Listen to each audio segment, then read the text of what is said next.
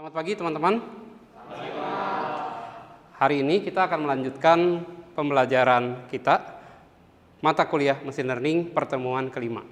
Minggu kemarin kita sama-sama sudah belajar tools apa saja yang bisa digunakan untuk mesin learning. Minggu ini kita akan belajar bagaimana menentukan objektif bisnis dan rencana project untuk mesin learning. Kita mulai ya. Tahapan business understanding itu adalah tahapan pertama dalam kita menentukan project bisnis yang dapat dibantu dengan mesin learning. Jadi teman-teman, tahapan ini adalah paling penting. Ya, tahapan ini di mana kita bisa tahu ya kebutuhan bisnis. Ya, dimulai dari tahapan yang pertama namanya business case. Business case itu untuk tahu dulu, wah ada satu permasalahan nih dalam usaha atau permasalahan di masyarakat ya, atau di dalam sebuah company misalkan perusahaan ya, dan kita cari tahu masalahnya apa ya. Dari situ kita membuatkan dulu ya kira-kira kurang lebih ya flow ya dari sistemnya itu seperti apa untuk permasalahan bisnis tersebut. Kenapa harus dibikinkan seperti itu ya? Karena kita akan membuat flow untuk nanti komputer mengerti, namanya juga mesin learning. Seperti yang sering kali saya sampaikan, bahwa mesin learning itu kita mengajarkan sesuatu kepada mesin. Mesin dalam hal ini komputer.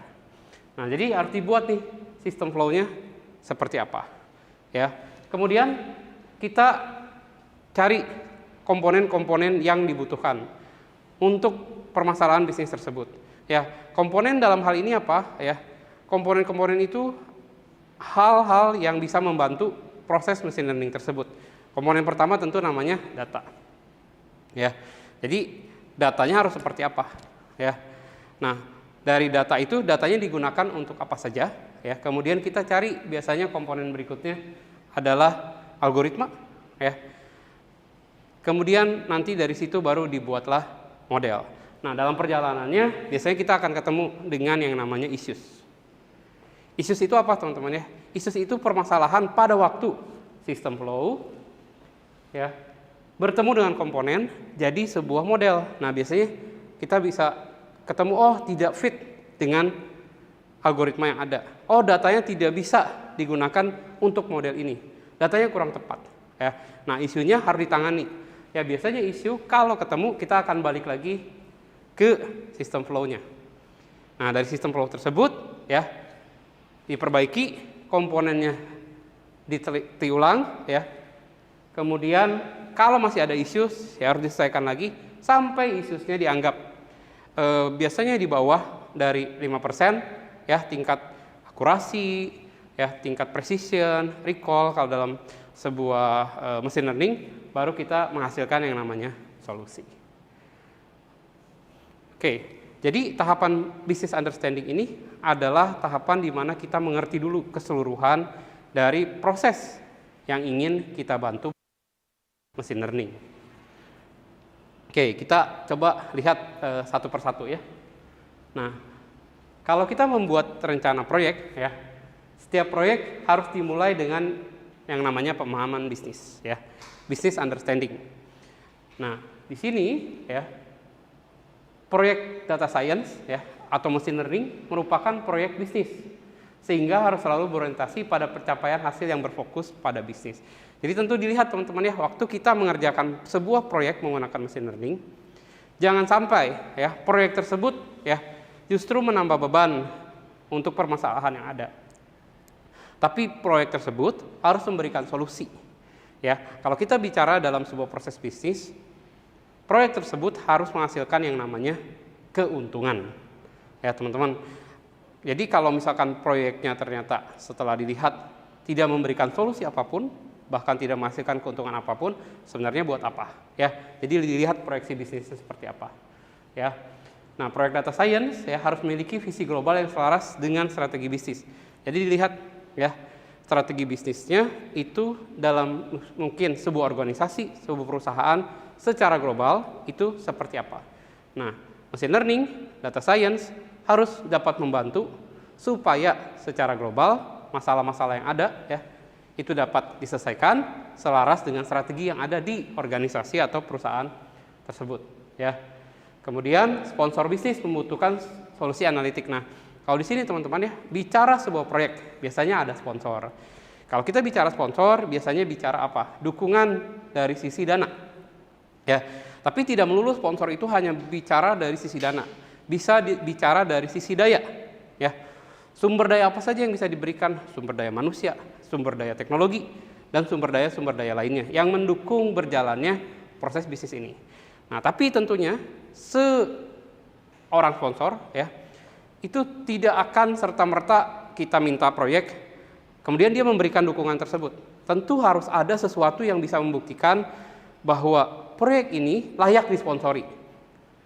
Nah, bukti itu namanya adalah solusi analitik. Jadi kita harus memberikan secara analisa, proyek machine learning ini akan menghasilkan keuntungan. Proyek machine learning ini akan memberikan solusi. Proyek machine learning ini akan dapat membantu berjalannya sebuah proses bisnis. Misalkan seperti itu, ya. Maka sponsor biasanya minta data analitiknya. Mana bukti bahwa kamu bicara seperti itu? Kalau keuntungan, mana perhitungannya? Kalau bicara proses bisnis, seperti apa proses bisnisnya dapat terbantu? Solusi seperti apa yang ditawarkan? Nah, kita berikan secara analitik. Kenapa analitik? Ya, karena machine learning itu berkaitan dengan yang namanya analisa, berkaitan dengan biasanya perhitungan data, pengolahan data, statistik. Ya, jadi ada sesuatu yang bisa dibuktikan dengan analisa tertentu. Ya. Nah, tahapan proyeknya ya, kalau sudah tadi kita sudah memulai dengan tahapan yang pertama namanya tahapan business understanding.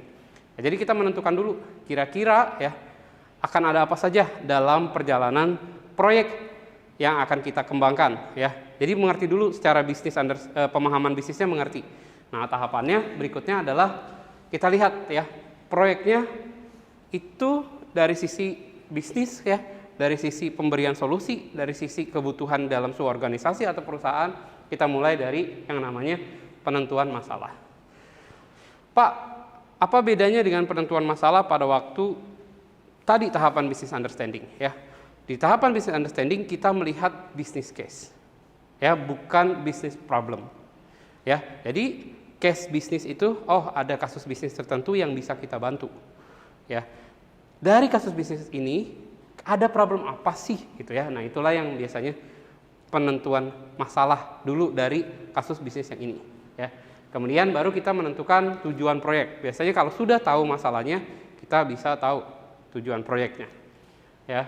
Kemudian kita menentukan solusi. Nah, saya tambahkan di sini solusi dari perspektif bisnis. Jadi bukan solusi hanya dari machine learning saja gitu ya. Datanya dapat menghasilkan seperti ini ya. Tentu harus dilihat secara keseluruhan yang kita bilang tadi visi global ya, yang kita bilang pencapaian yang berfokus pada bisnis ya. Nah, di sini harus tercapai teman-teman semuanya. Ya, jadi memberikan keuntungan. Kemudian baru kita menyiapkan instrumen pengukuran keberhasilan. Instrumen pengukuran keberhasilan itu buat menilai. Kalau kata kamu ini proyek berhasil, ya, instrumennya apa yang untuk membuktikan bahwa proyek ini berhasil? Mungkin kita membuat instrumen penilaian, ya, bertanya kepada expert bisnis, ya, bisnis dengan solusi seperti ini berhasil. Mungkin kita melakukan survei pasar, ya, ternyata menurut pasar bisnis ini berhasil, proses bisnis ini terbantu, ya. Jadi banyak yang bisa menjadi instrumennya, teman-teman. Ya. Selanjutnya, ya, kalau tadi saya sampaikan bahwa sponsor membutuhkan analisa, ya, pendekatan analitik, ya, atau bukti secara analisa, ya. Nah, ini salah satu yang bisa kita jabarkan sebagai pendekatan analitik ya, atau analytical approach ya. Nah, contoh ya, business understanding example ya. Jadi kita menjelaskan ya kepada sponsor atau kepada tim yang ada ya, ada satu ya kasus bisnis di mana kita punya autonomous vehicle. Teman-teman tahu autonomous vehicle ya? kendaraan yang bisa berjalan tanpa supir sebetulnya. Ya itu cita-citanya ya. Dan sekarang sudah ada yang bisa berjalan tanpa supir ya, bahkan ada yang sudah bisa digunakan secara umum ya. Nah, tapi dalam autonomous vehicle itu ya, ternyata dalam perjalanannya dinyatakan belum aman ya. Nah, ini namanya business understanding, teman-teman. Ini business case, kasus bisnis ya. Ya, kendaraan otonomus belum aman.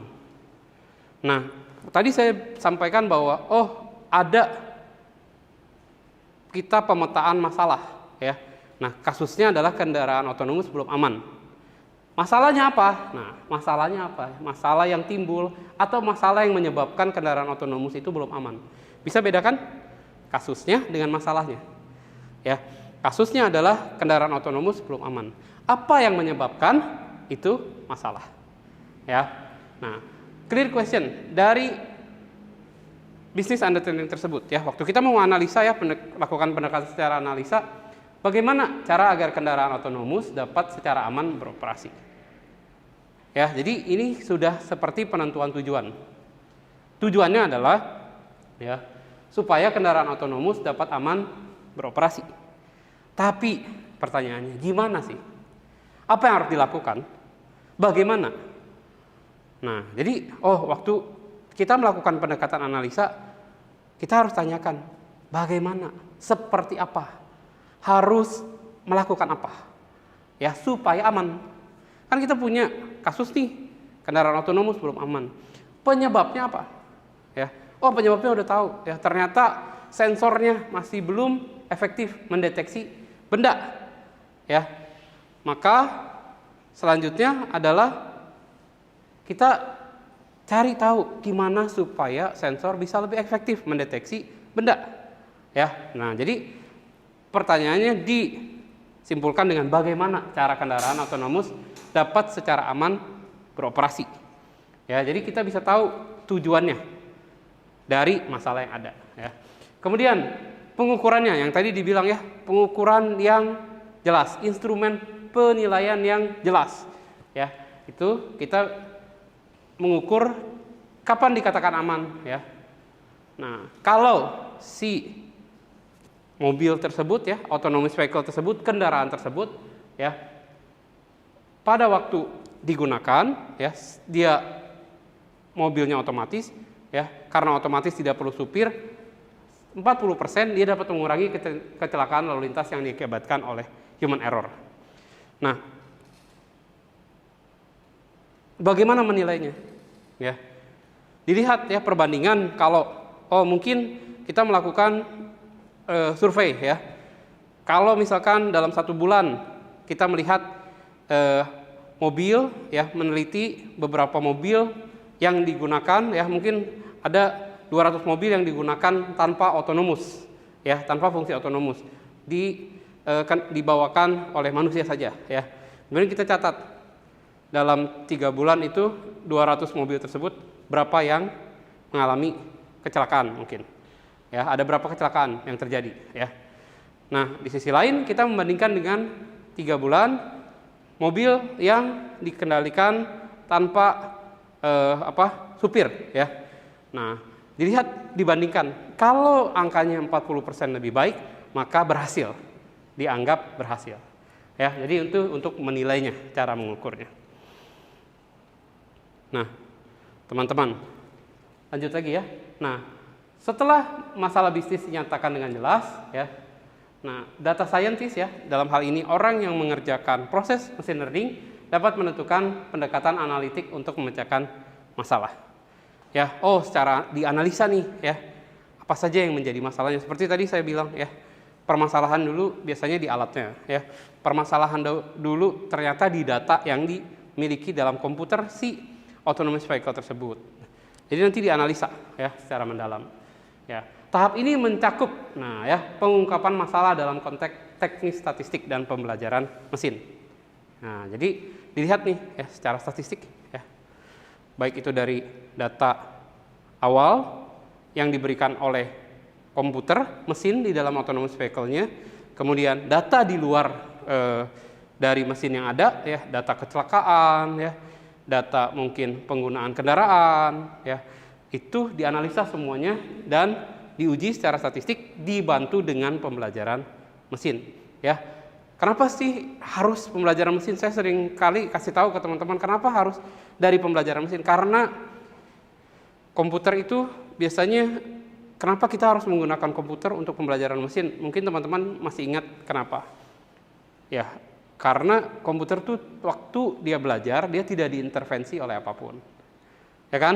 Kalau manusia, kita sebagai manusia bisa ada perasaan ngantuk, ya, capek, ya, sedih, senang gitu waktu lagi belajar, dan itu mempengaruhi diri kita, ya.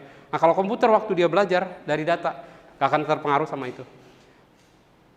Permintaan dia cuma satu, sediakan saya listrik yang cukup.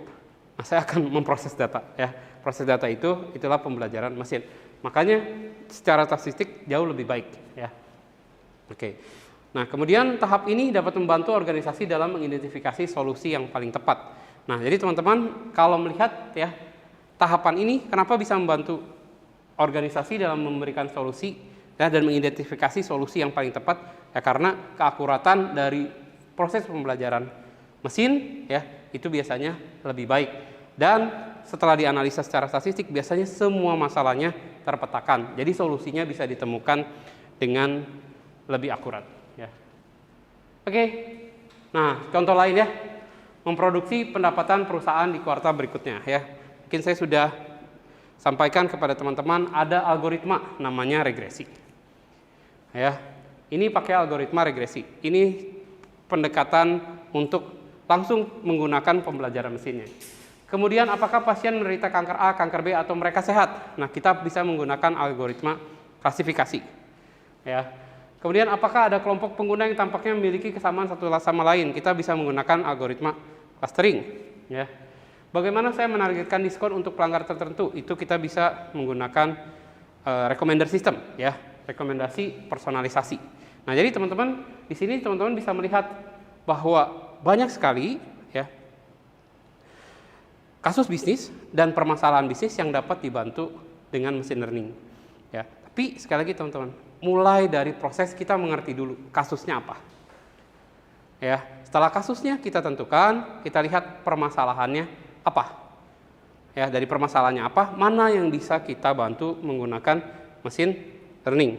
Dan biasanya, ya, dalam keseharian sekarang, entah dalam organisasi, perusahaan, ya, ataupun sekolah, ya, ataupun organisasi pemerintahan, ya, semuanya dapat dibantu menggunakan machine learning, ya, dengan proses pembelajaran mesin. Kenapa? Karena rata-rata penggunaan data digital di semua institusi tersebut sudah masif, ya. Jadi teman-teman, kalau dulu mungkin kita masih banyak pakai kertas, tapi kasus-kasus bisnis sekarang tuh semuanya kaitannya dengan data. Selama itu ada data, maka kita bisa ajarkan datanya secara digital ke komputer. Maka banyak yang bisa terbantu dengan yang namanya pembelajaran mesin. Oke, nah sampai sini dulu teman-teman, ya. Silahkan kalau ada yang mau ditanyakan. Ya. Pak, saya mau bertanya, web API itu apa ya?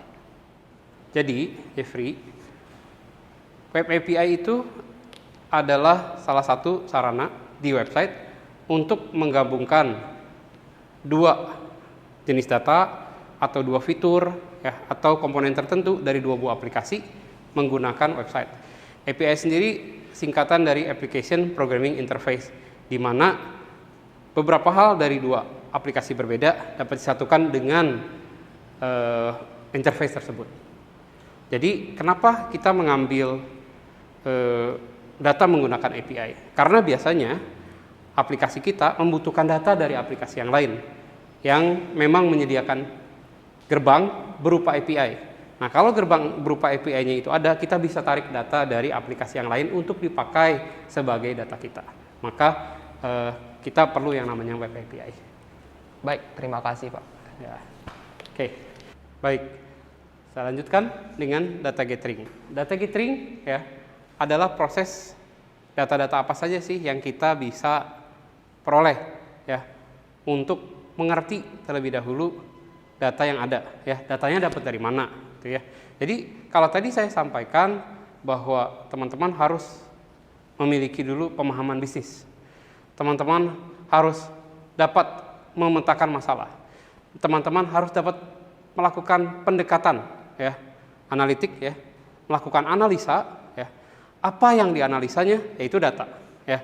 Jadi business understanding, pemahaman bisnis, ya, kemudian pemetaan masalah, ya, kemudian proses analisa, semuanya berasal dari yang namanya data.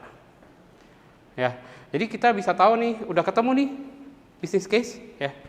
Kemudian kita perlu melihat data apa saja yang terkait business case tersebut sehingga bisa dipetakan masalahnya. Ya, contoh paling mudah, misalkan kita ingin mengetahui, ya, kenapa, ya, misalkan jam tangan kita tidak bisa digunakan. Ya, data pertama yang kita harus tahu adalah biasanya kita cek yang namanya baterai.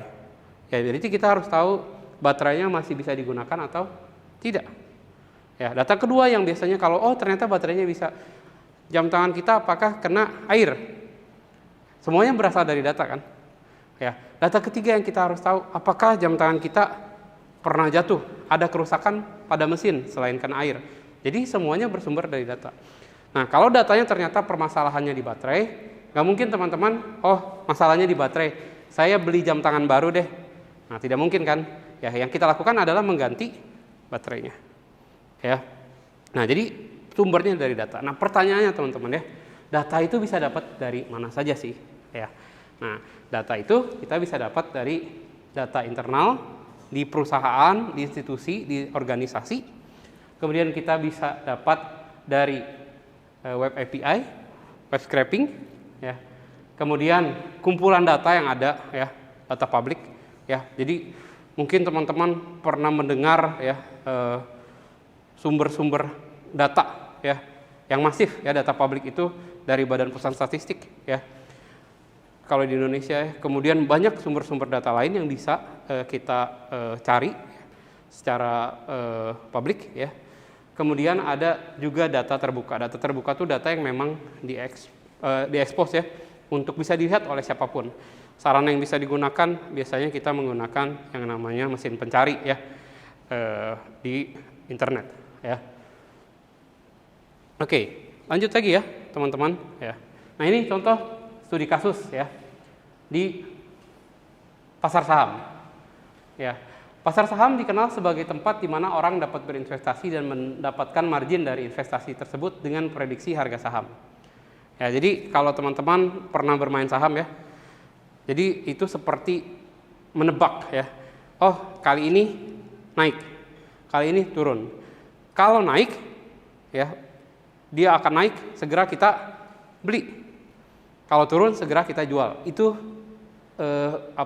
mekanisme sederhananya, ya. Tentu banyak mekanisme lain sebenarnya di balik itu yang perlu kita tahu supaya kita bisa prediksinya dengan tepat. Nah, biasanya, ya, kalau kita hanya memprediksi dengan intuisi dari pemikiran kita saja, ya, itu biasanya kita salah prediksi. Nah, makanya perlu, ya, komputer, ya. Jadi di sini sampaikan sangat sulit untuk memprediksi harga secara tepat, ya. Maka kita dapat membuat mesin yang memiliki kecerdasan untuk dapat memprediksi nilai saham, seperti halnya seorang broker profesional. Ya, teman-teman. Nah, mungkin kalau zaman sekarang kita mendengar yang namanya robot untuk memprediksi, ya. Mungkin pernah dengar robot trading, ya, walaupun tidak semuanya legal. Nah, robot itu berasal dari sebuah komputer yang sudah belajar. Kalau data ini muncul, ya, data ini bergerak ke arah tertentu, ya, proses data ini bergerak ke arah tertentu, maka Anda harus beli, ya. Kalau data ini bergerak ke arah yang lain, maka Anda harus jual. Nah, itu salah satu contoh studi kasus di pasar saham yang dibantu dengan machine learning, teman-teman. Nah, teman-teman bisa melihat, ya, kalau dari sini bisnis case-nya apa? Ya, bisnis case-nya apa? Kemudian permasalahannya apa? Ya, kenapa sih dibuat machine learning? Jadi dari studi kasus ini coba dibalik.